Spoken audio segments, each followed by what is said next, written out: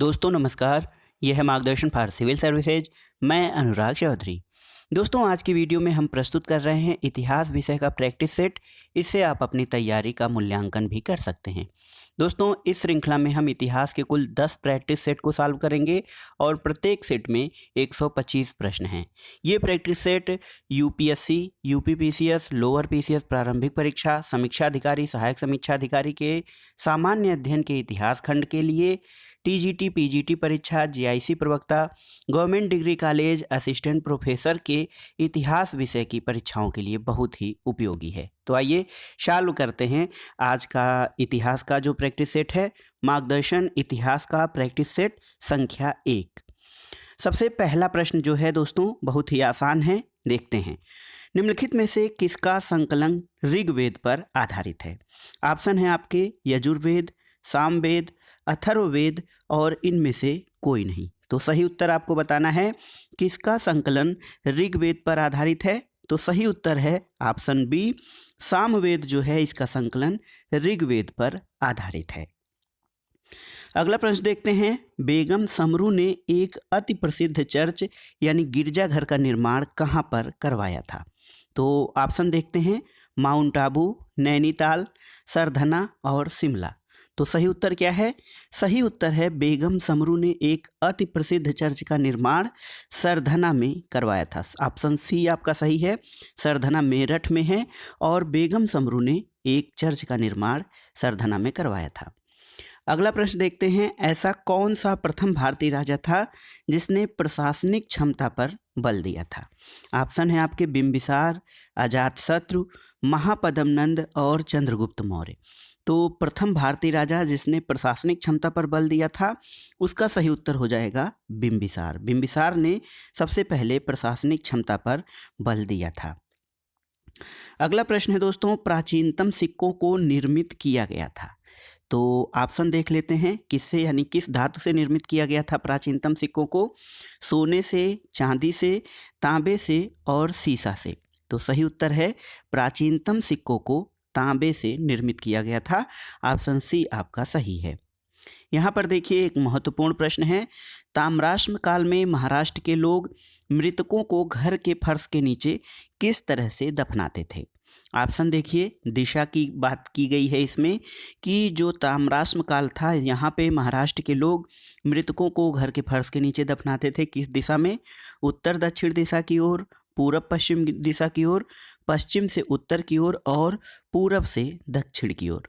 तो सही उत्तर आपका हो जाएगा ऑप्शन ए, उत्तर दक्षिण दिशा की ओर महाराष्ट्र के लोग मृतकों को घर के फर्श के नीचे दफनाते थे ताम्राश्म काल में।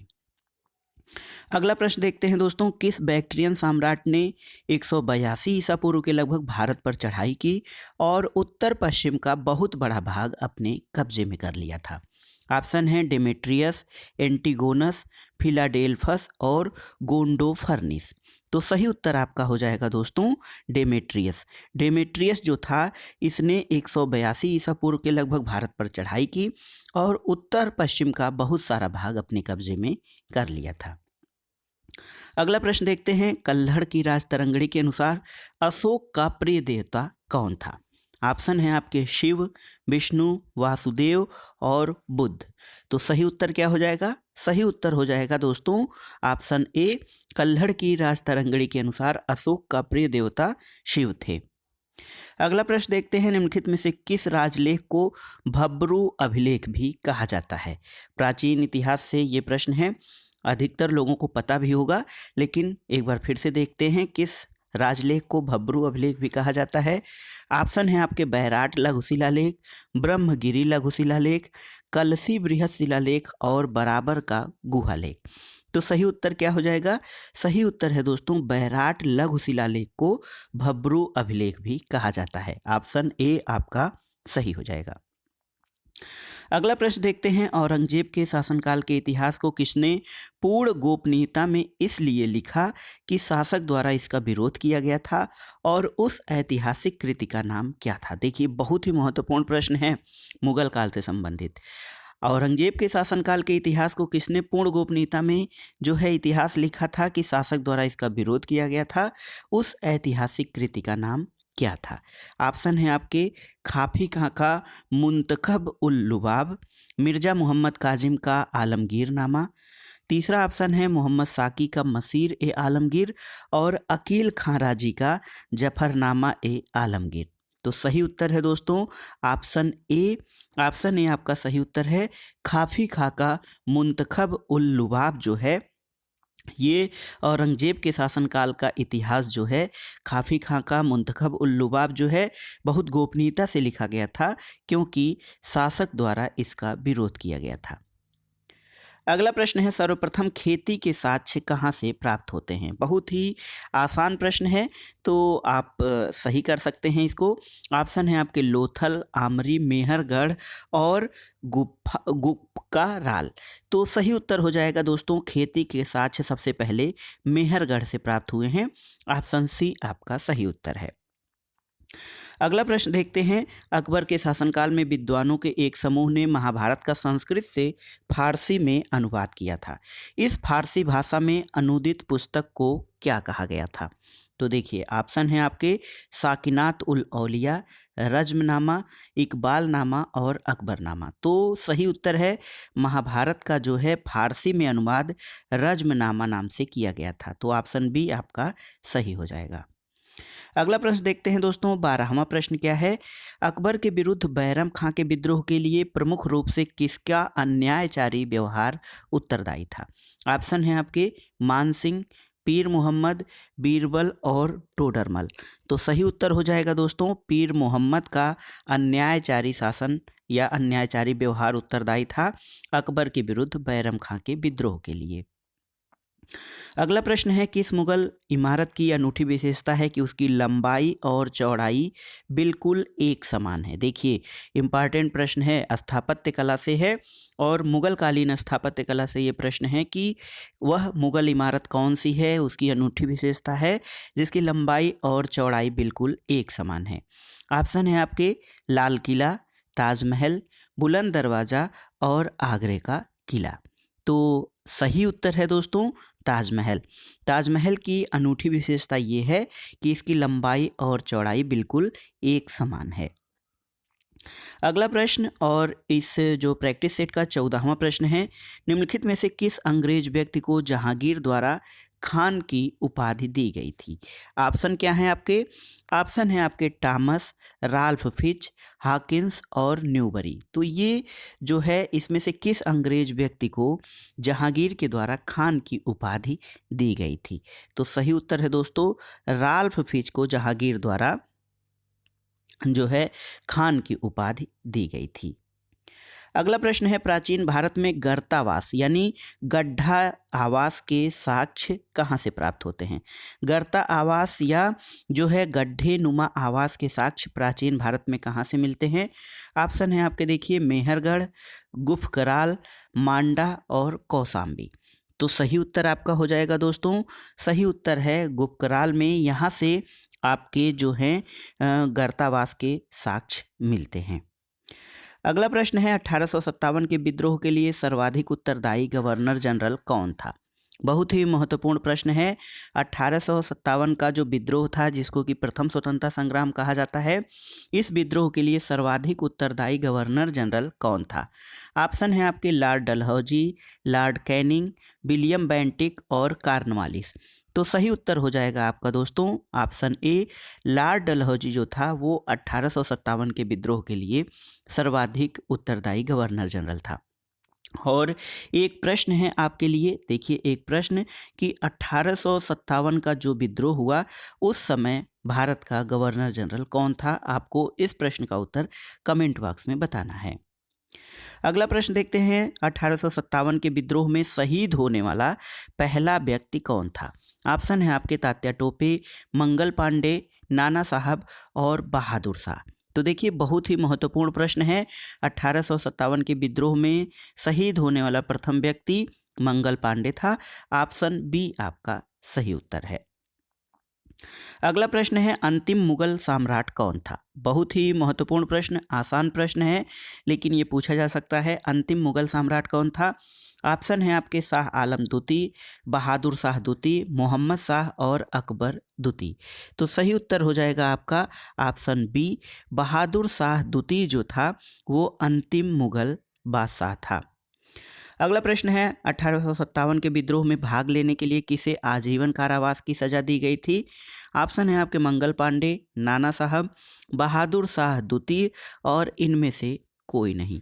तो सही उत्तर है दोस्तों ऑप्शन सी, बहादुर शाह द्वितीय को 1857 के विद्रोह में भाग लेने के लिए या सैनिकों का समर्थन करने के लिए आजीवन कारावास की सजा दी गई थी। अगला प्रश्न है दोस्तों, 1857 का विद्रोह कहाँ प्रारंभ हुआ था? ऑप्शन है आपके मेरठ, दिल्ली, लखनऊ या फिर बैरकपुर। तो सही उत्तर हो जाएगा आपका बैरकपुर। 1857 का विद्रोह सबसे पहले बैरकपुर की छावनी से प्रारंभ हुआ था। अगला प्रश्न देखते हैं दोस्तों, 21वां प्रश्न, 1857 ईस्वी के विद्रोह का तात्कालिक कारण क्या था? ऑप्शन है आपके रिंग फेंस नीति, लैप्स का सिद्धांत, चर्बी वाले कारतूस और ईसाई धर्म का प्रचार। तो मुझे आशा है कि आप लोग इस प्रश्न का उत्तर जानते हैं, लेकिन सही उत्तर बता देते हैं। जो 1857 का विद्रोह था उसका तात्कालिक कारण जो था चर्बी वाले कारतूसों का प्रयोग, गाय और सुअर की चर्बी वाले कारतूसों का प्रयोग जो इनफील्ड राइफल थी उनमें किया जा रहा था, और ये 1857 के विद्रोह का तात्कालिक और सबसे महत्वपूर्ण कारण था। अगला प्रश्न देखते हैं, 1857 का विद्रोह किस दिन आरंभ हुआ था? तो बिना ऑप्शन देखे आप इसको बता सकते हैं। 1857 का विद्रोह किस दिन प्रारंभ हुआ था? दोस्तों मई 1857 में। देखिए लेकिन यहाँ पर 29 मार्च 1857 जो है सही डेट है। ये पहले 1857 के विद्रोह को प्रारंभ करने की जो तिथि नियत की गई थी उससे पहले ही ये विद्रोह आरंभ हो गया था, और सही उत्तर है 29 मार्च 1857। अगला प्रश्न है दोस्तों, 1857 के विद्रोह का स्वरूप क्या था? ऑप्शन है मात्र सैनिक विद्रोह, देसी रियासतों का विद्रोह, प्रथम स्वतंत्रता संग्राम और फिर उपर्युक्त में से कोई नहीं। तो सही उत्तर है दोस्तों 1857 के विद्रोह का स्वरूप प्रथम स्वतंत्रता संग्राम के रूप में लिया जाता है। तो ऑप्शन सी आपका सही होगा। 1857 का विद्रोह भारत का प्रथम स्वतंत्रता संग्राम था। अगला प्रश्न है दोस्तों, वह व्यक्ति कौन था जिसने क्रीमिया के युद्ध जो कि 1854 से 56 तक चला और प्रथम स्वतंत्रता संग्राम दोनों में भाग लिया था? बहुत ही महत्वपूर्ण प्रश्न है। देखिए वह कौन सा व्यक्ति था जिसने क्रीमिया के युद्ध और प्रथम स्वतंत्रता संघर्ष दोनों में भाग लिया था? ऑप्शन है आपके अजीमुल्ला, तात्या टोपे, नाना साहब और बहादुर शाह द्वितीय। तो सही उत्तर है अजीमुल्ला ने क्रीमिया के युद्ध और 1857 के विद्रोह दोनों में भाग लिया था। अगला प्रश्न है 25वां प्रश्न, पाषाण युगीन शैलकृत चित्रित गुफाएं मध्य प्रदेश के किस क्षेत्र में पाई गई हैं? ऑप्शन है आपके अमरकंटक, भीमबेटका, सोनागिरी और ग्वालियर। तो सही उत्तर क्या हो जाएगा? सही उत्तर है दोस्तों भीमबेटका। ऑप्शन बी आपका सही उत्तर है। पाषाण युगीन शैलकृत चित्रित गुफाएं भीमबेटका क्षेत्र में पाई गई हैं। अगला प्रश्न, हड़प्पा सभ्यता से हड़प्पा संस्कृति की जानकारी का प्रमुख स्रोत क्या है? देखिए ऑप्शन है शिलालेख, पकी मिट्टी के मोहरों पर अंकित लेख, पुरातात्विक खुदाई और उपर्युक्त सभी। तो सही उत्तर है दोस्तों पुरातात्विक खुदाई जो है हड़प्पा संस्कृति की जानकारी का प्रमुख स्रोत है, क्योंकि शिलालेख और जो अंकित लेख हैं हड़प्पा सभ्यता के, वहाँ से उस लेख को या उस लिपि को अभी तक पढ़ा नहीं जा सका है, और इस कारण शिलालेख या जो है पकी मिट्टी की मोहरों पे अंकित लेख से कोई जानकारी नहीं मिलती है। केवल पुरातात्विक खुदाई से हड़प्पा सभ्यता के बारे में जानकारी मिलती है। अगला प्रश्न है, सती प्रथा को रोकने का श्रेय किस मुगल शासक को दिया जाता है? उसके अनुसार यदि विधवा अपनी इच्छा से सती होना न चाहे तो उसे बाध्य नहीं किया जाना चाहिए। ऑप्शन है आपके अकबर, बाबर, हुमायूं और जहांगीर। तो सही उत्तर है दोस्तों अकबर। अकबर ने सती प्रथा को रोकने का प्रयास किया था। उसका मानना था कि यदि विधवा अपनी इच्छा से सती नहीं होना चाहे तो उसे बाध्य नहीं किया जाना चाहिए। अगला प्रश्न है बाबर के पूर्वजों का राज्य कौन सा था? ऑप्शन है आपके समरकंद, काबुल, फरगना और ईरान। तो सही उत्तर हो जाएगा दोस्तों, अकबर के पूर्वजों का शासन जो था वो फरगना। तो बाबर जो है, बाबर के पूर्वज फरगना के शासक थे। अगला प्रश्न देखते हैं, तुझके बाबरी का फारसी अनुवाद किसने किया था? बहुत ही महत्वपूर्ण है। तुझके बाबरी एक कृति है और इसका फारसी अनुवाद किसने किया था? ऑप्शन है आपके अबुल फजल, अमीर खुसरो, अब्दुल रहीम और दौलत खां। तो सही उत्तर अब्दुल रहीम ने दोस्तों तुझके बाबरी का फारसी भाषा में अनुवाद किया था। यहाँ पर देखिए दोस्तों, 30वें प्रश्न के रूप में सूची 1 और सूची 2 दी गई है। रानी दुर्गावती अकबर द्वारा पराजित मालवा का अंतिम शासक, ये सही नहीं है। बाज बहादुर गढ़कटंगा का शासक जिसने अकबर द्वारा इस विजय प्राप्त करने से पहले दृढ़ विरोध किया। मोहम्मद हकीम के बारे में कहा जा रहा है कि अकबर का सौतेला भाई जिसकी मृत्यु के पश्चात अकबर ने काबुल पर अधिकार कर लिया। चौथा है चांद सुल्ताना, अकबर द्वारा आधे अहमदनगर पर अधिकार किए जाने से पहले इसने दृढ़ प्रतिरोध किया। और मलिक अंबर अहमदनगर को अपने राज्य में मिलाने के जहांगीर के प्रयासों को विफल कर देने वाला व्यक्ति है। तो ये जो 30वां प्रश्न है दोस्तों, इसका उत्तर आपको जो ऑप्शन दिए गए हैं वहाँ से आपको सही बताना है। तो ऑप्शन ए, बी और सी में जो सही उत्तर है आपका ऑप्शन सी हो जाएगा। 3, 4 और 5 सही हैं। तो एक बार 3, 4 और 5 को पढ़ लेते हैं। मोहम्मद हकीम जो था दोस्तों, ये अकबर का सौतेला भाई था जिसकी मृत्यु के पश्चात अकबर ने काबुल पर अधिकार किया था। चांद सुल्ताना अकबर द्वारा आधे अहमदनगर पर अधिकार किए जाने से पहले इसने दृढ़ प्रतिरोध किया था। और मलिक अंबर अहमदनगर को अपने राज्य में मिलाने के जहांगीर के प्रयासों को विफल करने वाला व्यक्ति था। अगला प्रश्न देखते हैं दोस्तों, महान मुगल शासकों को ऐतिहासिक क्रम में व्यवस्थित कीजिए। तो अकबर, शाहजहां, बाबर, औरंगजेब, हुमायूं और जहांगीर, आप इनको कैसे एक क्रम में, ऐतिहासिक क्रम में व्यवस्थित करेंगे?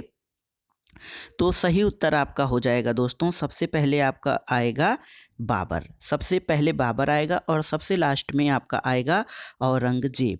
तो बाबर यानी 3 पहले पे आएगा और 4 सबसे लास्ट में आएगा। तो इस हिसाब से देखिए यहाँ पर आपका ऑप्शन ए सही हो जाता है।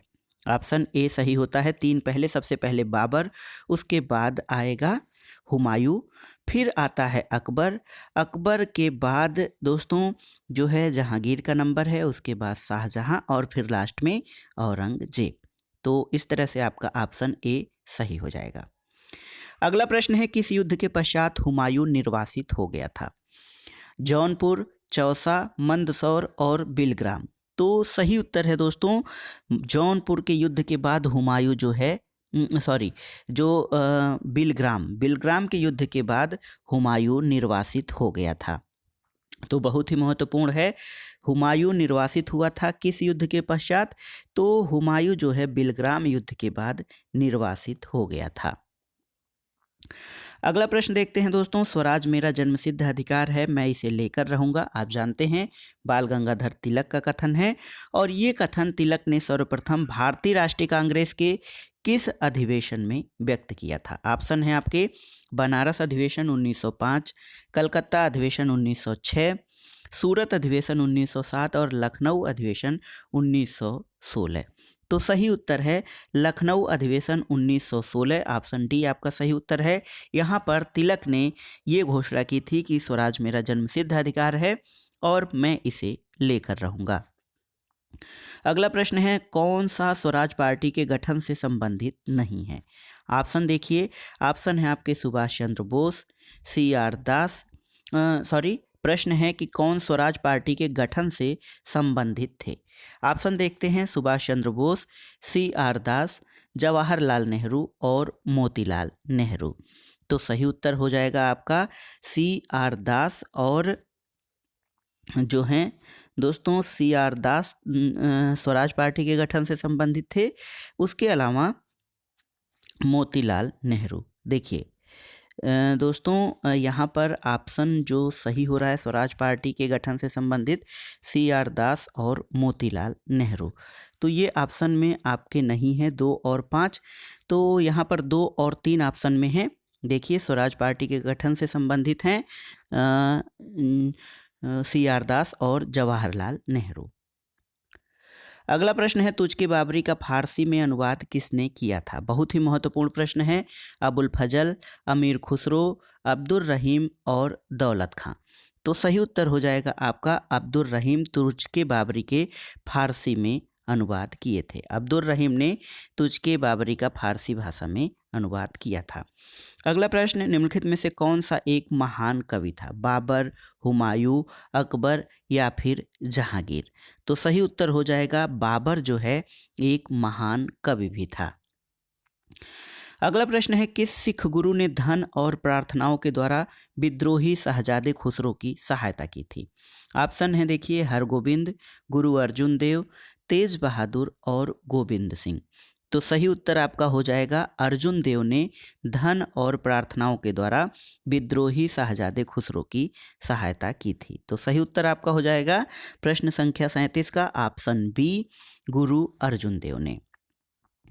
अगला प्रश्न है दोस्तों, जहांगीर के दरबार में आने वाला प्रथम अंग्रेज व्यक्ति कौन सा था? देखिए 38वां प्रश्न बहुत ही इंपॉर्टेंट है। जहांगीर के दरबार में आने वाला प्रथम अंग्रेज व्यक्ति, ऑप्शन है आपके William Edward, George Barlow, Thomas Roe और हाकिंस। तो सही उत्तर है हाकिंस जहांगीर के दरबार में आने वाला प्रथम अंग्रेज व्यक्ति था। अगला प्रश्न है, भारत में आने वाला प्रथम अंग्रेज जहाज कौन था? भारत में आने वाला प्रथम अंग्रेज जहाज कौन सा था? देखिए इसमें ऑप्शन है मेफ्लावर, रेड ड्रैगन, बंगाल और एलिजाबेथ। तो सही उत्तर आपका हो जाएगा, इस प्रश्न का सही उत्तर है भारत में आने वाला प्रथम अंग्रेज जहाज रेड ड्रैगन था। अगला प्रश्न है दोस्तों, अगला प्रश्न सूची 1 का सूची 2 के साथ सुमेलन करना है। सूची 1 का सूची 2 से सुमेलन करना है। यहाँ पर देखिए सही सुमेलन आप इस प्रकार से कर सकते हैं। मोपला विद्रोह केरल में हुआ था। पावना विद्रोह जो है वो पश्चिम बंगाल में हुआ था। एका आंदोलन आपका अवध क्षेत्र से संबंधित है और बिरसा मुंडा विद्रोह जो है वो बिहार क्षेत्र से संबंधित है। तो इस प्रकार से जो सही कूट हो जाएगा आपका ऑप्शन ए। अगला प्रश्न है 41वां प्रश्न दोस्तों, जहांगीर के शासनकाल में कंधार पर कब्जा करने वाला ईरानी शासक कौन सा था? तो सही उत्तर आपका ऑप्शन पहले देख लेते हैं, शाह मोहम्मद, शाह अब्बास, शाह रजा और शाह परवेज। तो सही उत्तर हो जाएगा जहांगीर के शासनकाल में कंधार जो अफगानिस्तान में है वहाँ पर कब्जा करने वाला ईरानी शासक शाह अब्बास था। ऑप्शन बी आपका सही हो जाएगा। अगला प्रश्न है देखिए 42वां प्रश्न, गदर पार्टी का नेता कौन था? बहुत ही महत्वपूर्ण है। गदर पार्टी का नेता आप बिना ऑप्शन देखे ही बता सकते हैं, लाला हरदयाल गदर पार्टी के प्रमुख नेता थे। अगला प्रश्न है दोस्तों, लॉर्ड माउंटबेटन वायसराय के रूप में भारत आए थे। देखिए बहुत ही महत्वपूर्ण प्रश्न है दोस्तों, लॉर्ड माउंटबेटन वायसराय के रूप में भारत किस लिए आए थे? उनका क्या उद्देश्य था? ऑप्शन जो हैं आपके ऑप्शन देख लेते हैं, भारतीय उपमहाद्वीप को विभाजित करने की विशेष हिदायत के साथ, नहीं, यथासंभव भारत को संयुक्त रखने की विशेष हिदायत के साथ। तो ये आपका ऑप्शन बी सही है। तीसरा ऑप्शन देख लेते हैं, जिन्ना की पाकिस्तान की मांग स्वीकार करने की विशेष हिदायत और कांग्रेस को विभाजन स्वीकार करने हेतु राजी करने की विशेष हिदायत के साथ। सही उत्तर है लॉर्ड माउंटबेटन वायसराय के रूप में यथासंभव भारत को संयुक्त रखने की विशेष हिदायत के साथ भारत आए थे। तो ऑप्शन बी आपका सही हो जाएगा। अगला प्रश्न है, किसने क्रांतिकारियों के एक गुप्त संगठन अभिनव भारत की स्थापना की थी? तो संगठन और उसके संस्थापकों में आपने पढ़ा है, अभिनव भारत की स्थापना किसने की थी? सही उत्तर है दोस्तों BD सावरकर। विनायक दामोदर सावरकर ने क्रांतिकारियों के एक गुप्त संगठन अभिनव भारत की स्थापना की थी। अगला प्रश्न है, भारत की स्वाधीनता के समय महात्मा गांधी, देखिए बहुत ही महत्वपूर्ण प्रश्न है कि भारत की स्वाधीनता के समय महात्मा गांधी उस समय क्या थे? तो सही उत्तर आपका हो जाएगा, पहले ऑप्शन देख लेते हैं, कांग्रेस कार्यकारिणी समिति के सदस्य थे, कांग्रेस के सदस्य नहीं थे, कांग्रेस के अध्यक्ष थे, कांग्रेस के महासचिव थे। तो सही उत्तर हो जाएगा, भारत की स्वाधीनता के समय महात्मा गांधी ने कांग्रेस से त्यागपत्र दिया था, वो कांग्रेस के सदस्य नहीं थे। अगला प्रश्न है कौन अशिक्षित था। कुछ शासकों के नाम हैं, उनमें से आपको बताना है अशिक्षित कौन था। ऑप्शन है आपके अकबर, जहांगीर, शाहजहां और औरंगजेब। तो सही उत्तर हो जाएगा ऑप्शन ए, अकबर अशिक्षित शासक था। अगला प्रश्न देखते हैं, न्याय की जंजीर किससे संबंधित है। ऑप्शन है आपके हुमायूं, अकबर, जहांगीर और शाहजहां। तो सही उत्तर है दोस्तों, न्याय की जंजीर जहांगीर से संबंधित है। ऑप्शन सी आपका सही उत्तर है। अगला प्रश्न है, श्रीमती अरुणा आसफ अली का निधन जुलाई 1996 में हुआ था। वो किस क्षेत्र में योगदान के लिए जानी जाती हैं। तो दोस्तों ऑप्शन है साहित्य, स्वतंत्रता संग्राम, संगीत और इनमें से कोई नहीं। तो आप जानते हैं अरुणा आसफ अली स्वतंत्रता संग्राम से जुड़ी हुई थी। तो सही उत्तर आपका हो जाएगा ऑप्शन बी। और भारत छोड़ो आंदोलन के दौरान इन्होंने बहुत ही महत्वपूर्ण ढंग से कार्य किया था। अगला प्रश्न है, निम्नलिखित में से कौन सी कृति चंद्रगुप्त प्रथम के सिंहासन रोहण की जानकारी देती है। ऑप्शन है देखिए, देवी चंद्रगुप्तम, कौमुदी महोत्सव, मृच्छकटिक और अभिज्ञान शाकुंतलम। तो सही उत्तर है कौमुदी महोत्सव। दोस्तों ये जो ग्रंथ है चंद्रगुप्त प्रथम के सिंहासन आरोहण की जानकारी देता है। तो चंद्रगुप्त प्रथम के सिंहासनारोहण की जानकारी देने वाला ग्रंथ जो है याद रखिएगा कौमुदी महोत्सव है। अगला प्रश्न, कौन चीनी यात्री पहले गुप्त शासक के विषय में जानकारी देता है। तो पहले गुप्त शासक के विषय में जानकारी देने वाला जो चीनी यात्री है वो है दोस्तों इत्सिंग। तो सही उत्तर है ऑप्शन सी। वह चीनी यात्री जो पहले गुप्त शासन के विषय में जानकारी देता है उसका नाम इत्सिंग है। ह्वेनसांग हर्षवर्धन के शासनकाल में भारत आया था और फाहियान जो है चंद्रगुप्त द्वितीय विक्रमादित्य के समय में भारत यात्रा पर आया था। अगला प्रश्न है, 1857 के विद्रोह का कानपुर के नेतृत्व किसने किया था। ऑप्शन है आपके तात्या टोपे, नाना साहब, बहादुर शाह और मंगल पांडे। तो सही उत्तर हो जाएगा दोस्तों, नाना साहब ने जो है कानपुर में विद्रोह का नेतृत्व किया था 1857 में। तो सही उत्तर, नाना साहब ने 1857 के विद्रोह में जो है कानपुर में नेतृत्व किया था। अगला प्रश्न देखते हैं दोस्तों, बहुत ही महत्वपूर्ण है। एनफील्ड राइफल्स में कौन विशेष कारतूसों का प्रयोग किया जाता था। तो जो 1857 के विद्रोह का तात्कालिक कारण था, एनफील्ड राइफल्स में गाय और सुअर की चर्बी वाले कारतूसों का प्रयोग। तो ये आपका सही उत्तर हो जाएगा, एनफील्ड राइफल्स में गाय और सुअर की चर्बी वाले कारतूसों का प्रयोग किया जाता था। ऑप्शन बी आपका सही उत्तर है। अगला प्रश्न देखिए, बहुत ही महत्वपूर्ण है। रानी लक्ष्मीबाई को पराजित करने वाले अंग्रेज जनरल का नाम क्या था। तो सही उत्तर है आपका ह्यूरोज। ह्यूरोज जो है उस समय अंग्रेज जनरल था रानी लक्ष्मीबाई के साथ युद्ध करने वाला, और उसने रानी लक्ष्मीबाई को पराजित किया था। दोस्तों ह्यूरोज का एक प्रसिद्ध कथन है रानी लक्ष्मीबाई के बारे में कि यहाँ पर सोए हुए तमाम व्यक्तियों में सबसे महान वीरांगना सोई हुई है। ये ह्यूरोज का कथन है। अगला प्रश्न है दोस्तों 54वां प्रश्न, लखनऊ में अवध के चीफ कमिश्नर की स्वतंत्रता सेनानियों ने हत्या कर दी थी, उस कमिश्नर का नाम क्या था। तो सही उत्तर है दोस्तों हेनरी लॉरेंस। हेनरी लॉरेंस जो था अवध के चीफ कमिश्नर थे, उनकी स्वतंत्रता सेनानियों ने हत्या कर दी थी। तो सही उत्तर हो जाएगा ऑप्शन सी हेनरी लॉरेंस। अगला प्रश्न है, बरेली में स्वतंत्रता सेनानियों का नेतृत्व किसने किया था।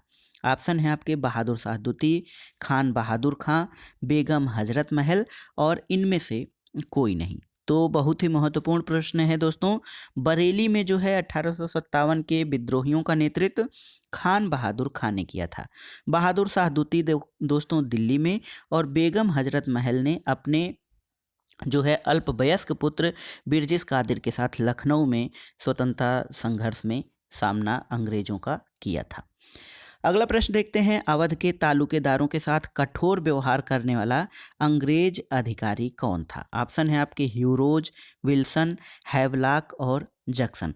तो सही उत्तर आपका हो जाएगा दोस्तों, अवध के तालुकेदारों के साथ कठोर व्यवहार करने वाला जो है अंग्रेज अधिकारी जैक्सन था। ऑप्शन डी आपका सही है। अगला प्रश्न है दोस्तों 57वां प्रश्न देखते हैं। यह है कि भारतीय सिपाहियों द्वारा किया गया पहला विद्रोह कौन सा था। देखिए, ऑप्शन है अंग्रेजों और मीर कासिम के बीच युद्ध में किया गया विद्रोह 1764 में, बेल्लोर विद्रोह 1857 का विद्रोह और नील विद्रोह। तो सही उत्तर हो जाएगा दोस्तों ऑप्शन ए, भारतीय सिपाहियों द्वारा किया गया पहला विद्रोह अंग्रेजों और मीर कासिम के बीच युद्ध में किया गया विद्रोह 1764 ईस्वी। इसको भारतीय सिपाहियों द्वारा किया गया पहला विद्रोह कहा जाता है। 58वां प्रश्न जो है, बेल्लोर विद्रोह कब किया गया था? तो सही उत्तर है दोस्तों, बेल्लोर विद्रोह 1806 ईस्वी में किया गया था। अगला प्रश्न है प्रश्न संख्या 59। यह आंदोलन राष्ट्रीय विद्रोह था, न कि सैनिक अथवा सिपाही विद्रोह। 1857 के विद्रोह के विषय में ये कथन किसका है? तो ऑप्शन है आपके डिजरायली, ग्लैडस्टन, कैनिंग और डॉक्टर एसन सेन। तो सही उत्तर है दोस्तों, इस प्रश्न का सही उत्तर है ये कथन ग्लैडस्टन का है कि यह आंदोलन राष्ट्रीय विद्रोह था, न कि सैनिक अथवा सिपाही विद्रोह। अगला प्रश्न है दोस्तों, अंग्रेज सैनिक अधिकारी भारतीय सैनिकों को क्या कहकर अपमानित करते थे? बहुत ही महत्वपूर्ण प्रश्न है। अंग्रेज सैनिक अधिकारी भारतीय सैनिकों को क्या कहकर अपमानित करते थे? ऑप्शन है आपके धूर्त, निग्गर, बेईमान और गुलाम।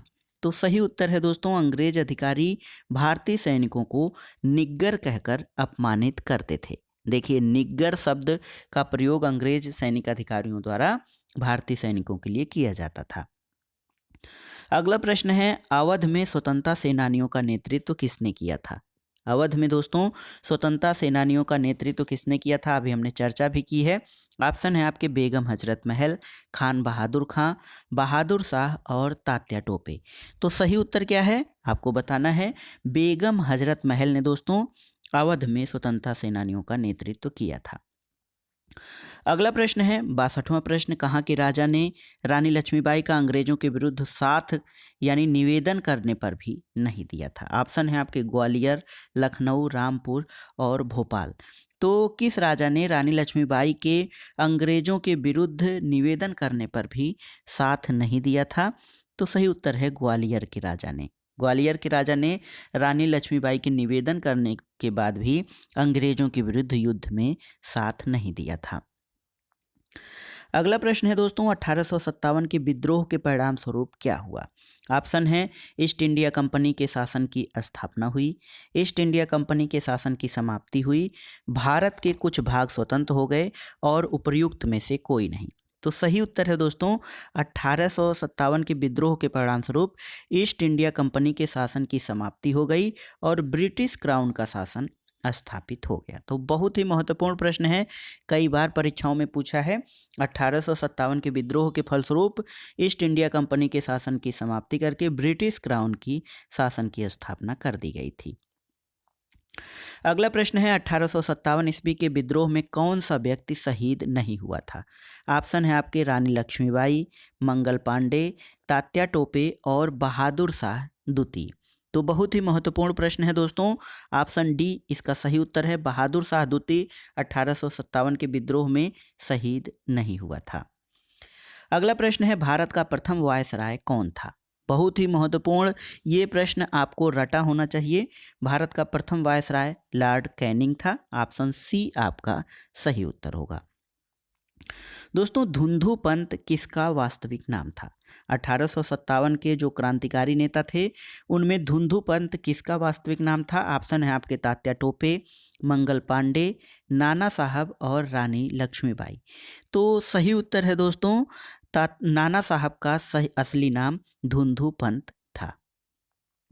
अगला प्रश्न देखते हैं, अजीमुल्ला किसका अनुयायी था? 67वां प्रश्न है आपका, अजीमुल्ला किसका अनुयायी था? रानी लक्ष्मीबाई का, तात्या टोपे का, नाना साहब का या फिर बहादुर शाह द्वितीय का? तो सही उत्तर है अजीमुल्ला नाना साहब का अनुयायी था और ऑप्शन सी इसका सही उत्तर हो जाएगा।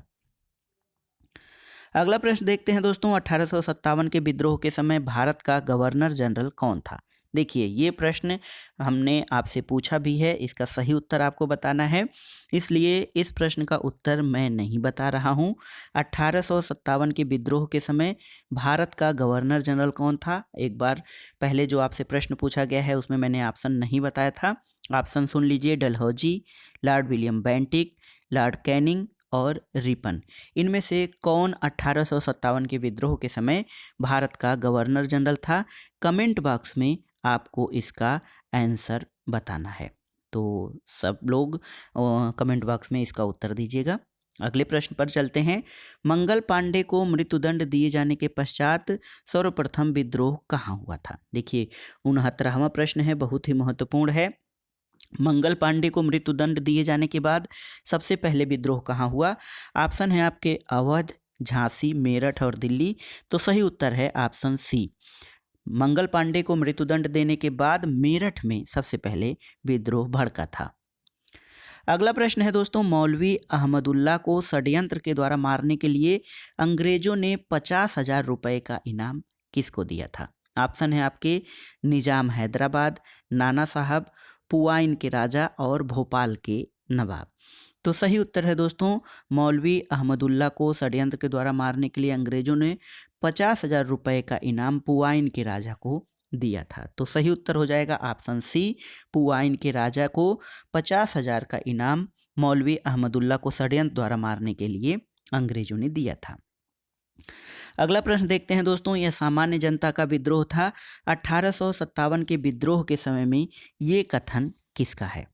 तो ऑप्शन है आपके R C. Majumdar, professor Bipin Chandra, professor S B. Chaudhary और प्रोफेसर ईश्वरी प्रसाद। तो सही उत्तर हो जाएगा दोस्तों आपका option C, professor S B. Chaudhary. Professor S B. Chaudhary का ये कथन है 1857 के विद्रोह में कि ये सामान्य जनता का विद्रोह था। एस.बी. चौधरी का कथन है। अगला प्रश्न है दोस्तों, इनमें से किस गवर्नर जनरल ने सबसे पहले पृथक निर्वाचक मंडल की व्यवस्था मुसलमानों को जीतने और उन्हें कांग्रेस के विरुद्ध करने के लिए इस्तेमाल की थी? ऑप्शन है lord Curzon, lord Dufferin, lord Hardinge और लॉर्ड मिंटो। तो आप सही उत्तर जानते हैं दोस्तों, लॉर्ड मिंटो जो था उसने सबसे पहले पृथक निर्वाचक मंडल की व्यवस्था की थी मुसलमानों को जीतने और कांग्रेस के विरुद्ध खड़ा करने के लिए। लॉर्ड मिंटो ने सबसे पहले पृथक निर्वाचक मंडल की व्यवस्था की थी। अगला प्रश्न है, निम्नलिखित में से किस अभिलेख से ये निश्चित होता है कि चंद्रगुप्त द्वितीय के सिंहासनारोहण का वर्ष 375 ईस्वी था? तो ये बहुत ही महत्वपूर्ण प्रश्न है, किस अभिलेख से ये पता चलता है? ऑप्शन है आपके मथुरा स्तंभ लेख, इलाहाबाद स्तंभ लेख, जूनागढ़ अभिलेख और महरौली लौह स्तंभ लेख। तो सही उत्तर है दोस्तों, मथुरा स्तंभ लेख द्वारा ये निश्चित होता है कि चंद्रगुप्त द्वितीय के सिंहासनारोहण का वर्ष 375 ईस्वी था। ऑप्शन ए आपका सही है। अगला प्रश्न है दोस्तों, महात्मा गांधी दक्षिण अफ्रीका से भारत किस वर्ष लौटे थे? ये प्रश्न आपको याद होना चाहिए, बिना विकल्प देखे इसका सही उत्तर आप बता सकते हैं। महात्मा गांधी दक्षिण अफ्रीका से वर्ष 1915 में भारत लौटे थे। ऑप्शन ए आपका सही उत्तर है। अगला प्रश्न है दोस्तों, धार्मिक कविताओं का संकलन कुराल किस भाषा में लिखा गया है? ग्रीक, तमिल, तेलुगु या फिर पाली? तो बहुत ही महत्वपूर्ण पुस्तक है, बहुत ही महत्वपूर्ण। देखिए ये कृति है कुराल, ये किस भाषा में लिखी गई है? कुराल के बारे में बता दें कि ये धार्मिक जो है कविताओं या धार्मिक काव्य का संकलन है। इसका संकलन किस भाषा में है आपको बताना है, ग्रीक, तमिल, तेलुगु या पाली? तो सही उत्तर है तमिल भाषा में धार्मिक कविताओं का संकलन जो है कुराल है। अगला प्रश्न है दोस्तों, कौन सा एक प्राचीन भारत में व्यापारियों का निगम था? ऑप्शन देख लीजिए। ऑप्शन है आपके चतुर्वेदी मंगलम, परिषद, अंटदिग्गज और मणिग्राम। तो सही उत्तर है दोस्तों, प्राचीन भारत में व्यापारियों का निगम या व्यापारियों का एक समुदाय, इसको मणिग्राम कहा जाता था। तो सही उत्तर है, प्राचीन भारत में व्यापारियों के निगम को मणिग्राम कहा जाता था। अगला प्रश्न देखिए, बहुत बार आपने जो है अपने इतिहास के अध्ययन में ये पढ़ा होगा, तोलकाप्पियम ग्रंथ किससे संबंधित है? ऑप्शन है आपके प्रशासन से, विधि से, व्याकरण और काव्य से और इन सभी से। तो तोलकाप्पियम दोस्तों ये तमिल भाषा के व्याकरण और काव्य से संबंधित ग्रंथ है। तो सही उत्तर है तोलकाप्पियम ग्रंथ व्याकरण और काव्य से संबंधित है। ऑप्शन सी आपका सही उत्तर है। अगला प्रश्न देखते हैं, निम्नलिखित राजवंशों में से किसका उल्लेख संगम साहित्य में नहीं हुआ है? ऑप्शन है आपके चेर, चोल, कदंब और पांड्य। तो सही उत्तर क्या होगा? सही उत्तर होगा कदंब राजाओं का उल्लेख संगम साहित्य में नहीं हुआ है, जबकि चेर, चोल और पांड्य का उल्लेख संगम साहित्य में हुआ है। अगला प्रश्न देखते हैं, कपिल मुनि द्वारा प्रतिपादित दार्शनिक प्रणाली को क्या कहा जाता है? पूर्व मीमांसा, सांख्य दर्शन, न्याय दर्शन या फिर उत्तर मीमांसा। तो सही उत्तर है कपिल मुनि द्वारा प्रतिपादित दार्शनिक प्रणाली को सांख्य दर्शन कहा जाता है। तो सही उत्तर आपका हो जाएगा ऑप्शन बी। अगला प्रश्न देखते हैं दोस्तों। अगला प्रश्न है कि अंग्रेजों द्वारा कलकत्ता की स्थापना का श्रेय किसे दिया जाता है? ऑप्शन है आपके captain William Heath, William hedges, जाप चारनाक और सर विलियम नोरिस। तो सही उत्तर है कलकत्ता की स्थापना का श्रेय जाप चारनाक को दिया जाता है। ऑप्शन सी आपका सही है। अगला प्रश्न, पूर्व में फ्रांसीसी औपनिवेशिक प्रदेशों के मुख्यालय पांडिचेरी की स्थापना 1701 ईस्वी में किसने की थी? बहुत ही महत्वपूर्ण प्रश्न है दोस्तों। कॉलबर्ट, कारो, मार्टिन या फिर देस्तादेस, इनमें से पांडिचेरी की स्थापना 1701 ईस्वी में किसने की थी? तो सही उत्तर है मार्टिन ने पांडिचेरी की स्थापना औपनिवेशिक प्रदेशों के मुख्यालय के रूप में पांडिचेरी की स्थापना 1701 ईस्वी में किया था। अगला प्रश्न मराठा शासन से है। शिवाजी किस मराठा जाति या वंश से संबंधित थे? शिवाजी किस मराठा जाति या वंश से संबंधित थे?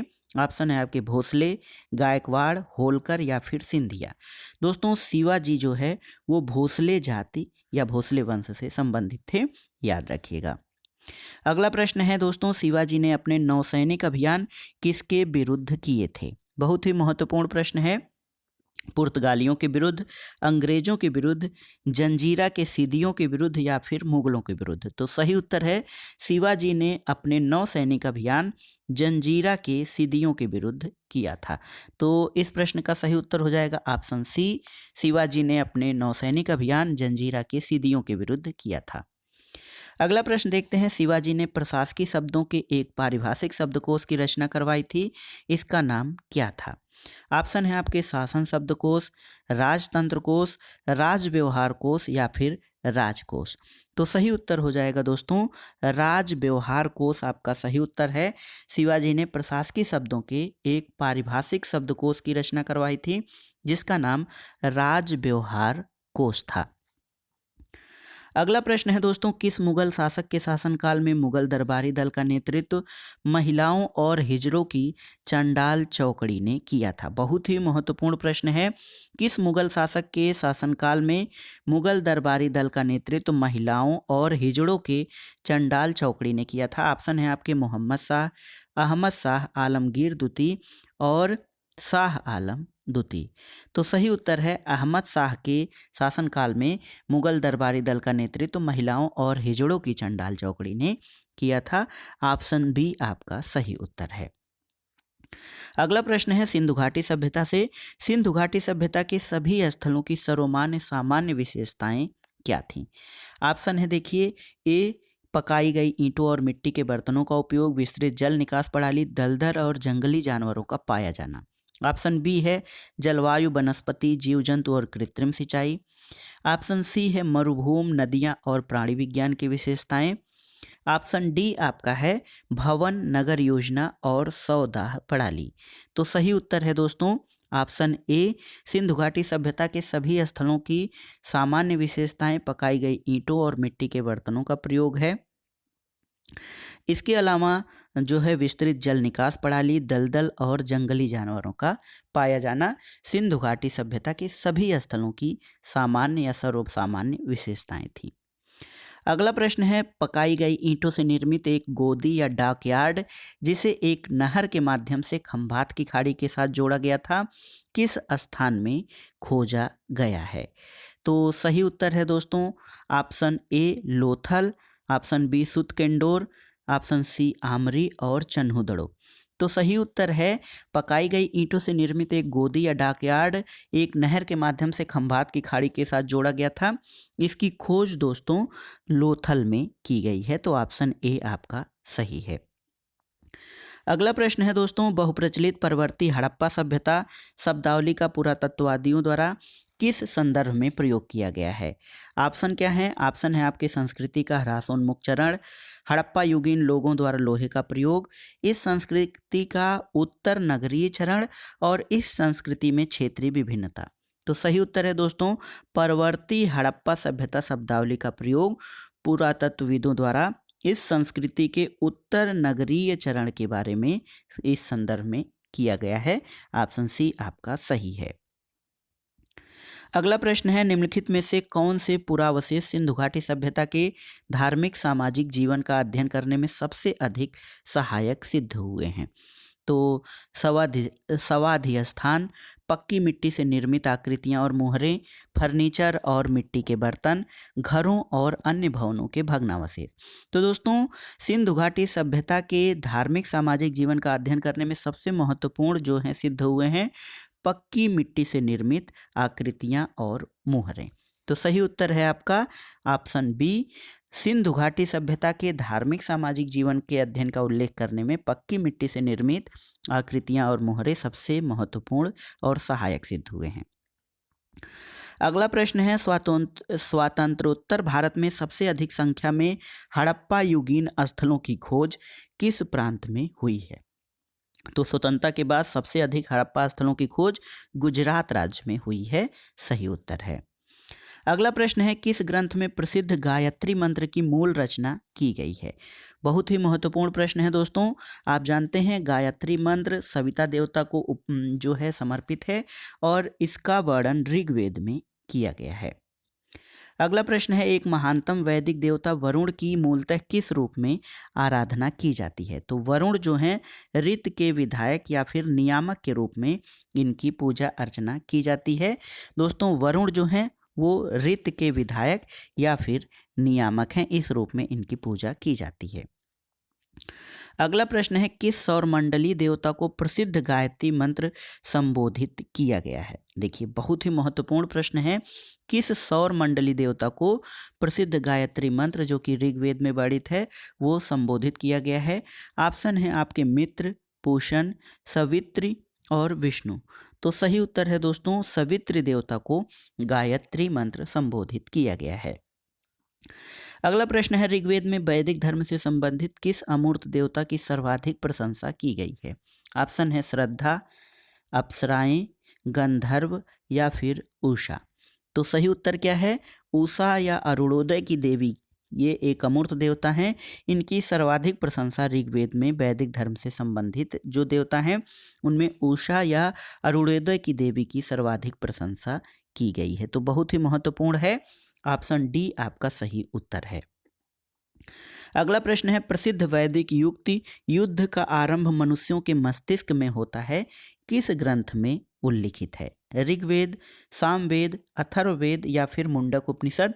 तो सही उत्तर है दोस्तों अथर्ववेद में ये वैदिक उक्ति वर्णित है कि युद्ध का आरंभ जो है मनुष्यों के मस्तिष्क में होता है। अगला प्रश्न है, 45 ईस्वी में हिप्पालस ने ऐसी कौन सी आश्चर्यजनक खोज की थी जिसके कारण भारत रोमन व्यापार में अत्यधिक वृद्धि हुई थी? ऑप्शन क्या है? ऑप्शन है आपके जहाज़ों में गति बढ़ाने वाले पतवार, यांत्रिक उपकरणों की सहायता से जहाज़ों का संचालन, ऑप्शन सी है हिंद महासागर के चारों ओर बहने वाले मानसूनी हवाओं के प्रवाह का ज्ञान, और ऑप्शन डी है भारत के पूर्वी समुद्री तट के रास्ते से रोम के लिए अपेक्षाकृत एक छोटे सामुद्रिक मार्ग की खोज। तो सही उत्तर है दोस्तों 45 ईस्वी में हिप्पालस ने जो है हिंद महासागर के चारों ओर बहने वाली मानसूनी हवाओं के प्रवाह का ज्ञान प्राप्त किया था, जिसके कारण भारत रोमन व्यापार में अत्यधिक वृद्धि हुई। दोस्तों मानसूनी हवाओं की खोज का श्रेय हिप्पालस को दिया जाता है। एक प्रश्न आपके लिए और भी हो गया है। अगला प्रश्न है, वह चेर राजा कौन था जो कड़ग्गी या कनग्गी देवी की प्रतिमा स्थापित करने के लिए हिमालय से पत्थर लाने के लिए उत्तर भारत गया था। ऑप्शन है आपके इमाय वखन, सेनगुट्टवन, कुट्टव कुट्टवन चेरल और नमुदु चेराल अदन। तो सही उत्तर है वह चेर राजा जो कन्नगी देवी की प्रतिमा स्थापित करने के लिए हिमालय से पत्थर लाने के लिए उत्तर भारत गया था, वो था सेनगुट्टवन। तो सही उत्तर है ऑप्शन बी। अगला प्रश्न है संगम युग में निम्नांकित में से कौन सी अंत्येष्टि संस्कार प्रथा प्रचलित नहीं थी। संगम युग की बात हो रही है दोस्तों। संगम युग में कौन सी अंत्येष्टि संस्कार प्रथा प्रचलित नहीं थी। ऑप्शन है आपके दाह संस्कार, सामान्य समाधान, अस्थि कलश का समाधान और मृतक की जल समाधि। तो सही उत्तर है संगम युग में मृतक की जल समाधि जो थी अंत्येष्टि संस्कार की ये प्रथा प्रचलित नहीं थी। अगला प्रश्न है संगम युग में तमिलों का सर्वाधिक लोकप्रिय देवता कौन होता था। तो ऑप्शन है आपके इंद्र, मुरुगन, तिरुमल और वरुण। तो सही उत्तर है संगम युग में तमिलों के सर्वाधिक लोकप्रिय देवता मुरुगन थे। तो याद रखिएगा ऑप्शन बी सही उत्तर है मुरुगन संगम युग में तमिलों के सर्वाधिक लोकप्रिय देवता थे। अगला प्रश्न है 100वां प्रश्न देखते हैं। महान भारतीय खगोल शास्त्री बाराहमिहिर ने रोमक और पॉलिश सिद्धांत का मुक्त रूप से उल्लेख किया है, इससे क्या पता चलता है। तो सही उत्तर है दोस्तों खगोल शास्त्री बाराहमिहिर ने रोमक और पॉलिश सिद्धांत का जो मुक्त रूप से उल्लेख किया है उससे ये पता चलता है ऑप्शन ए ये सही है कि भारतीय खगोल विज्ञान पर रोमन प्रभाव पड़ा था। बहुत ही महत्वपूर्ण है भारतीय जो है दोस्तों भारतीय खगोल शास्त्र पर जो है रोमन प्रभाव पड़ा था। इसका उल्लेख महान भारतीय खगोल शास्त्री बाराहमिहिर ने किया है। रोमक और पॉलिश सिद्धांत जो था इससे ये पता चलता है। अगला प्रश्न है दोस्तों 101वां प्रश्न है किसे प्राचीनतम रूढ़िवादी बौद्ध संप्रदाय माना जाता है। बहुत ही महत्वपूर्ण प्रश्न है दोस्तों किसे प्राचीनतम रूढ़िवादी बौद्ध संप्रदाय माना जाता है। ऑप्शन है आपके महायानवाद, स्थिरवाद या थेरवाद, वैपुल्यवाद और प्रज्ञाप्तिवादिन। तो सही उत्तर आपका हो जाएगा अस्थिरवाद या थेरवाद को प्राचीनतम बौद्ध संप्रदाय माना जाता है। अगला प्रश्न बौद्ध धर्म से ही संबंधित है। बौद्ध धर्म का सर्वास्तिवादीन संप्रदाय मुख्यतः कहाँ विकसित हुआ था। ऑप्शन है आपके बंगाल, मगध, पंजाब और उत्तर पश्चिमी सीमा प्रांत या फिर महाराष्ट्र में। तो सही उत्तर है दोस्तों पंजाब और उत्तर पश्चिमी सीमा प्रांत में बौद्ध धर्म का सर्वास्तिवादीन संप्रदाय जो है ये विकसित हुआ था। तो सही उत्तर हो जाएगा ऑप्शन सी पंजाब और उत्तर पश्चिम सीमा प्रांत में। अगला प्रश्न देखते हैं निम्नलिखित में से किस राजा के शासनकाल में महायान संप्रदाय का औपचारिक रूप से उदय हुआ था। तो ये आपका 103वां प्रश्न है कि किस राजा के शासनकाल में महायान संप्रदाय का औपचारिक रूप से उदय हुआ था। ऑप्शन है आपके अजातशत्रु, धर्मपाल, अशोक या फिर कनिष्क। तो सही उत्तर है दोस्तों कनिष्क के शासनकाल में यानी ऑप्शन डी कनिष्क के शासनकाल में महायान संप्रदाय का औपचारिक रूप से उदय हुआ था। अगला प्रश्न 104वां प्रश्न है दोस्तों कि देखिए महावीर की शिक्षाओं का एक धर्म ग्रंथ के रूप में अंतिम संकलन कब हुआ था। महावीर स्वामी जो जैन धर्म के 24वें तीर्थंकर रहे हैं उनके शिक्षाओं का एक धर्म ग्रंथ के रूप में अंतिम संकलन कब हुआ था। ऑप्शन है आपके 6ठी शताब्दी ईसा पूर्व, 3री शताब्दी ईसा पूर्व, 5वीं से 6ठी शताब्दी ईस्वी और 11वीं शताब्दी में। तो सही उत्तर है 5वीं 6ठी शताब्दी में महावीर स्वामी की शिक्षाओं का धर्म ग्रंथ के रूप में अंतिम संकलन हुआ था। अगला प्रश्न है दोस्तों 105वां प्रश्न देखते हैं। 105वां प्रश्न ये है कि स्थूलभद्र ने अपने गुरु भद्रबाहु से महावीर की शिक्षाओं से संबंधित धर्म ग्रंथ प्राप्त किया था। महावीर की शिक्षाओं का विवेचन करने वाले इस प्राचीनतम धर्म ग्रंथ का नाम क्या है। ऑप्शन है आपके 12 अंग, 14 पूर्वा, प्रकीर्ण, 4 मूल सूत्र। सही उत्तर है दोस्तों ऑप्शन बी 14 पूर्वा। 14 पूर्वा जो ग्रंथ है 14 पूर्वा ये जो ग्रंथ है ये स्थूलभद्र ने अपने गुरु भद्रबाहु से महावीर की शिक्षाओं से संबंधित ये एक धर्म ग्रंथ प्राप्त किया था और महावीर की शिक्षाओं का विवेचन करने वाले इस ग्रंथ का नाम 14 पूर्वा था। अगला प्रश्न देखते हैं, एक सर्वोच्च देवता के रूप में ब्रह्मा, विष्णु और शिव यानी महेश की त्रिमूर्ति के रूप में अभिव्यक्ति किस विचारधारा की द्योतक थी? ऑप्शन है आपके रूढ़िवादी और सांप्रदायिक तत्वों के मध्य सौहार्दपूर्ण और समन्वयवादी भावना, वैदिक और अवैदिक देवताओं का एकीकरण, ऑप्शन सी है उपर्युक्त ए और बी दोनों, ऑप्शन डी है ब्राह्मण धर्मी शैव और वैष्णव संप्रदायों के एकीकृत देवता का सृजन। तो सही उत्तर है दोस्तों ए और बी दोनों, यानी रूढ़िवादी और सांप्रदायिक तत्वों के मध्य सौहार्दपूर्ण और समन्वयवादी भावना, वैदिक और अवैदिक देवताओं का एकीकरण। तो ए और बी दोनों को जो है संयुक्त रूप से देखा जाए तो ब्रह्मा, विष्णु और महेश की त्रिमूर्ति की अभिव्यक्ति ए और बी दोनों से ही होती है। अगला प्रश्न है, शाक्त संप्रदाय में निम्नलिखित में से किसकी उपासना की जाती थी? बहुत ही महत्वपूर्ण प्रश्न है दोस्तों।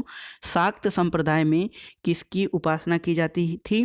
ऑप्शन है आपके दुर्गा की 9 रूपों के रूप में उपासना, हड़प्पा की मातृ देवी, वैदिक पार्वती या फिर कन्याकुमारी में अधिष्ठापित कुमारी कन्या की। तो सही उत्तर है दोस्तों शाक्त संप्रदाय जो है वो दुर्गा के 9 रूपों की उपासना करते थे। शाक्त संप्रदाय यानी शक्ति से संबंधित संप्रदाय है और ये दुर्गा के 9 रूपों की उपासना करते थे।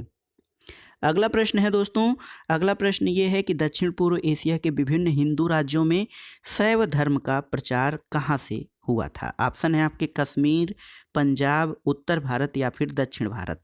तो सही उत्तर है दक्षिण पूर्व एशिया के विभिन्न हिंदू राज्यों में शैव धर्म का प्रचार दक्षिण भारत से हुआ था। अगला प्रश्न है, शैव विचारधारा के प्रारंभिकतम प्रवर्तक कौन थे? यानी शैव विचारधारा के सबसे प्राचीन या प्रारंभिक प्रवर्तक कौन थे?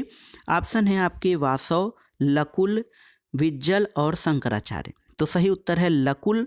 लकुल जो थे शैव विचारधारा के प्रारंभिकतम प्रवर्तक माने जाते हैं। अगला प्रश्न है दोस्तों, ब्राह्मण धर्म में किस संप्रदाय के उदय के साथ मूर्ति पूजा की परंपरा का आरंभ हुआ था?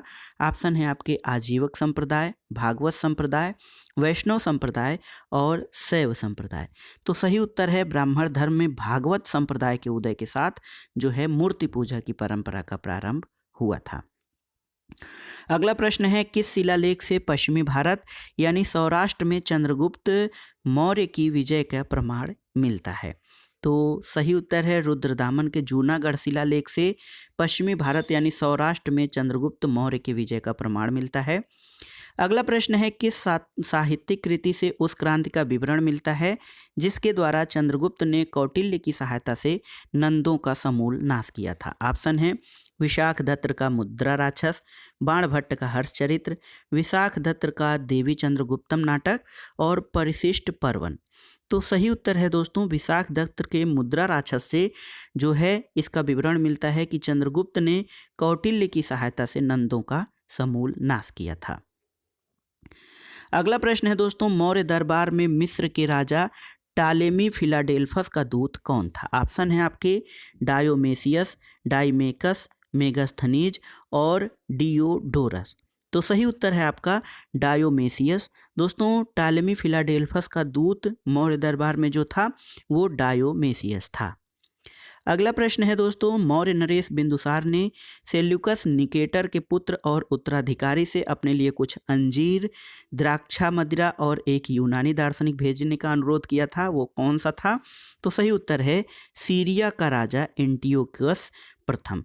सीरिया का राजा एंटियोकस प्रथम जो था उससे बिंदुसार ने जो है कुछ अंजीर और अंगूर की मदिरा और एक यूनानी दार्शनिक भेजने का अनुरोध किया था। अगला प्रश्न है, किस जैन ग्रंथ में ये वर्णन किया गया है कि चंद्रगुप्त मौर्य ने अपने जीवन के अंतिम दिनों में जैन धर्म स्वीकार कर लिया था? तो ऑप्शन है आपके रत्नमालिका, जय धवल, परिशिष्ट पर्वन और द्रव्य संग्रह। तो सही उत्तर है परिशिष्ट पर्वन एक जैन ग्रंथ है। इसमें यह वर्णन किया गया है कि चंद्रगुप्त मौर्य अपने जीवन के अंतिम दिनों में जैन धर्म स्वीकार कर लिया था। अगला प्रश्न है, कंबोडिया में निम्नलिखित में से किसने भारतीय संस्कृति का प्रचार किया था? ऑप्शन है आपके खारवेल, कौंडिन्य, क्षेमेश्वर या फिर कुमार गुप्त। तो सही उत्तर है कंबोडिया में कौंडिन्य ने भारतीय संस्कृति का प्रचार किया था। अगला प्रश्न देखते हैं दोस्तों, सर्वाधिक प्रयुक्त और प्रसिद्ध पाटलिपुत्र से तक्षशिला की ओर जाने वाले राजमार्ग का निर्माण किसने कराया था? ऑप्शन है आपके मौर्य शासकों ने, कुषाण शासकों ने, शक शासकों ने या फिर गुप्त शासकों ने। तो सही उत्तर है दोस्तों मौर्य शासकों ने पाटलिपुत्र से तक्षशिला की ओर जाने वाले राजमार्ग का निर्माण कराया था। ऑप्शन ए आपका सही उत्तर है। अगला प्रश्न है, किस स्थान से महान राजमार्ग की शाखा भरुकच्छ या भड़ौच बंदरगाह की ओर जाती थी? ऑप्शन है आपके कौशाम्बी, वाराणसी, मथुरा या तक्षशिला। तो सही उत्तर है कौशाम्बी से जो है भड़ौच बंदरगाह की ओर जाने वाले महान राजमार्ग की शाखा संबंधित थी। तो ये दोस्तों बहुत ही महत्वपूर्ण प्रश्न है कि प्रश्न ये है कि किस स्थान से महान राजमार्ग की शाखा भरुकच्छ या भड़ौच बंदरगाह की ओर जाती थी? तो सही उत्तर है कौशाम्बी से। अगला प्रश्न है 119वां प्रश्न है, उत्तर पश्चिम में किस स्थान से सड़कें भारत के बाहर विभिन्न देशों की ओर गई थीं? ऑप्शन है आपके तक्षशिला, शाकल, काबुल या फिर कंधार। तो सही उत्तर है काबुल। दोस्तों काबुल से जो हैं सड़कें भारत के बाहर विभिन्न देशों की ओर गई हुई थीं। अगला प्रश्न 120वां प्रश्न, कौन सा बंदरगाह सिंधु नदी के मुहाने पर स्थित था? ऑप्शन है आपके ताम्रलिप्ति, बैरीगाजा, बारबैरिकम और मुर्जिरिस। तो सही उत्तर है बारबैरिकम जो है ये बंदरगाह सिंधु नदी के मुहाने पर स्थित है, याद रखिएगा। कौन सा बंदरगाह सिंधु नदी के मुहाने पर स्थित था? तो सही उत्तर है बैरिकम बंदरगाह जो था ये सिंधु नदी के मुहाने पर स्थित था। अगला प्रश्न है दोस्तों, दक्षिण भारत में भूमि अनुदानों में सबसे अधिक कौन लाभान्वित हुए थे? ऑप्शन है आपके ब्राह्मण, मंदिर, उपर्युक्त ए और बी दोनों, योद्धा तथा राज्याधिकारी। दोस्तों दक्षिण भारत में भूमि अनुदान दिए जाते थे, इनमें ब्राह्मण और मंदिर दोनों ही सर्वाधिक लाभान्वित हुए। तो ऑप्शन सी आपका सही हो जाएगा, ए और बी दोनों। अगला प्रश्न है 122वां प्रश्न है दोस्तों, गुप्तोत्तर काल में राजा द्वारा प्रदत्त भूमि अनुदानों के आज्ञा पत्र क्या कहे जाते थे? ऑप्शन है शासन पत्र, जय पत्र, आज्ञा पत्र और प्रसाद पत्र। तो सही उत्तर है दोस्तों शासन पत्र कहे जाते थे। गुप्तोत्तर काल में राजा द्वारा प्रदत्त भूमि अनुदानों के आज्ञा पत्रों को शासन पत्र कहा जाता था।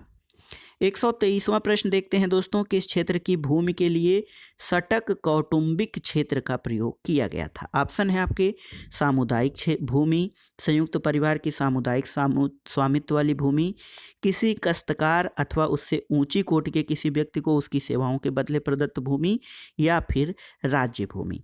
तो सही उत्तर है दोस्तों सटक कौटुंबिक क्षेत्र जो था उसका प्रयोग जो है किसी काश्तकार अथवा उससे ऊंची कोटि के किसी व्यक्ति को उसकी सेवाओं के बदले दिए जाने वाली भूमि के रूप में सटक कौटुंबिक क्षेत्र का प्रयोग किया गया है।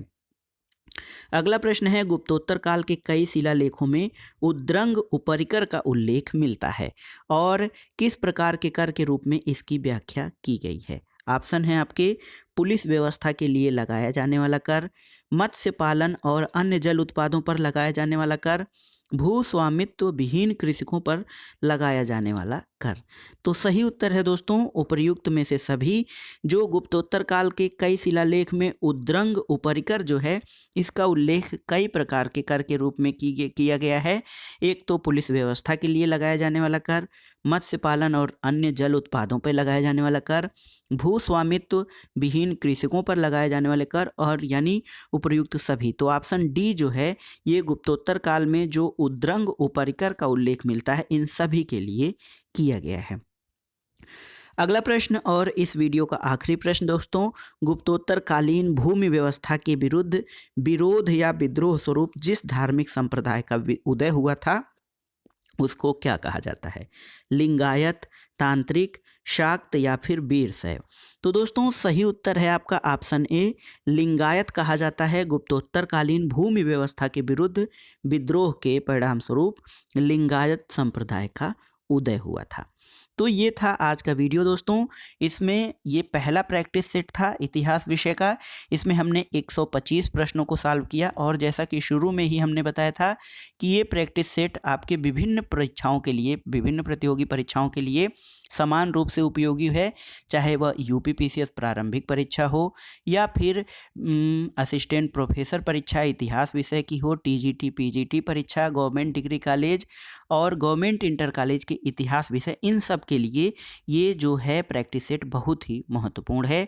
आप इसको तैयार कर लीजिएगा। इसके अलावा वीडियो के दौरान आपसे जो प्रश्न पूछे गए हैं उनका उत्तर कमेंट बॉक्स में बताना है। इस तरह के अगले प्रैक्टिस सेट भी हम प्रस्तुत करेंगे। आशा है कि आपके लिए ये लाभदायक सिद्ध होंगे। वीडियो आपको कैसा लगा हमें कमेंट बॉक्स में ज़रूर बताइएगा। वीडियो को लाइक करें, शेयर करें और इस चैनल मार्गदर्शन फॉर सिविल सर्विसेज को सब्सक्राइब करें। वीडियो देखने के लिए धन्यवाद दोस्तों। नमस्कार।